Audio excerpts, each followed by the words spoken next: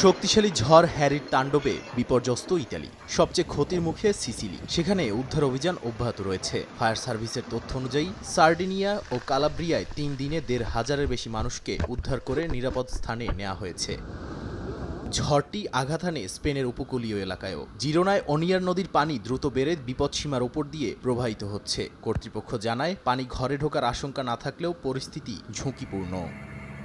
এছাড়া জিরোনা এলাকায় গাড়ি চালাতে গিয়ে নিখোঁজ হয়েছেন এক ব্যক্তি। পরে উদ্ধার অভিযান শুরু করা হলেও বৈরী আবহাওয়ায় তা বন্ধ করতে হয়। বন্যার ঝুঁকিতে স্কুল ও সব ধরনের ক্রীড়া কার্যক্রম বাতিল করা হয়। ভূমধ্যসাগর উত্তাল হয়, লাল পতাকা টানানো হয় সৈকতে। কর্তৃপক্ষ বলছে, হ্যারির প্রভাব এখনও কাটেনি। উপকূল ও বন্যা কবলিত এলাকা এড়িয়ে চলার নির্দেশ দেওয়া হয়েছে। এমনকি ইউরোপের দক্ষিণাঞ্চল জুড়ে জারি করা হয়েছে সর্বোচ্চ সতর্কতা।